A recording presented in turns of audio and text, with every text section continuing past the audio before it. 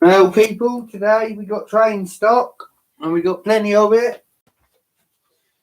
Currently in the position where I'm trying to build a base to be able to put a train over this city. I'll be a little bit honest. It's going to be a very big job. I've got a lot to do. I've basically got to square off two corners with supports to be able to withstand the train turning. But my plan is, as you can see by the city and lack of it, that I am going to try and put a train track around the flat part of the city towards the red building at the back of the wall. And yeah, hopefully have a train running over my city if I can get it to comply. It's going to take quite a lot of building though, I will be honest. It's quite a bit more in depth than I thought it would be, but again, that doesn't mean it's impossible. It just means I've got to try harder. And that's what Lego building is. It's trial and error. All you can do is have a go. If it don't work, try something else. You have to excuse me, I'm nicking some posts and some 2x16s from my big train set so that I can continue to build these corners, of which I'll show you my intention in a second. But these are basically, these are the 2x16s, and I've got quite a lot of these because of my other train track. And basically what I'm going to do is use these on a frame to square off the corners, so to speak, so that I can support it and the train will be able to go around above my city.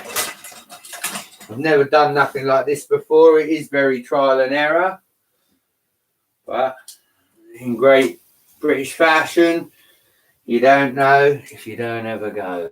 So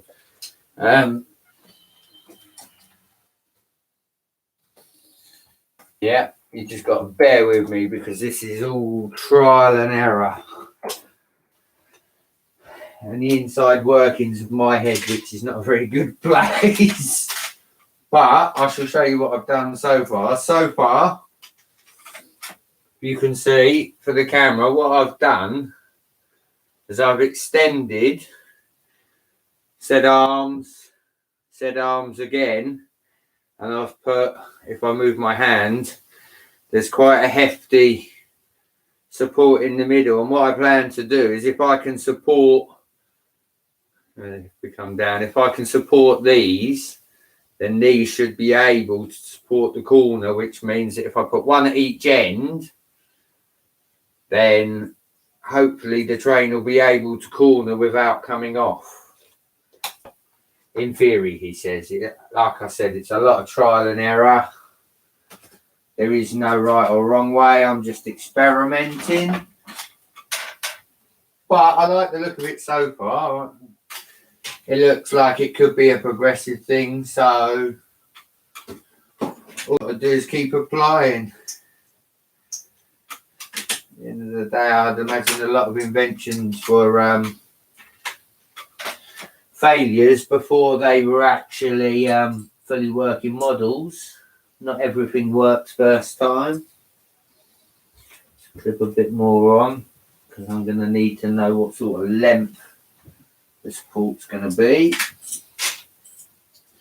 What did we do? We did 3 and 3. What I'm doing with the long ones, I don't know if you can see this on the camera, but I've got a 1x6 in red. I've got 2 of them. And basically what I'm using is the 1x16 to attach to the other 1x16 for now, so that I can work out the diameters, maybe fill in some gaps in between to strengthen it. Let's have a look. I'll show you before I get into it too deep, because I'll show you what I've done already. Here we got straight track, but what I've done is I've underlined the bottom, and I plan to put plates on this to try and stable it out. They might not all be the same colour, but it will give a lot of strength to the track and make it a lot easier for me when building supports. But yeah, I've already done them two. I managed to crack them out last night. Just have a look and see if I've got any more. No, I don't think so. I've got some more supports there if I need them, but I don't want to be butchering the big set too much. I've already stolen quite a bit of track. Right, let's put there, let's peel that one out as well, and that one. Right. As you can see, it's a lot of guesswork with this. What we got there, right, that's not the right one. And then there's that one, I can see that now. Which means that. Those two can go over there. Right. Here we go. And fasten. What we got? 3. I reckon 6. 4, 5, and maybe a 2 block then. 5 and a 2 block it is. That's a solid red. Which one of these? A single red 2 block. And then what I'm going to do, I'll put that there. Click down. That's it. That there. And what I'm going to do for now, while I've got a few, I'm going to use this grey 1/16. I'm just going to place it on the end to give it a bit of support while I'm tampering. So what have we got? 5 squares and a 1, 2, 3, 4.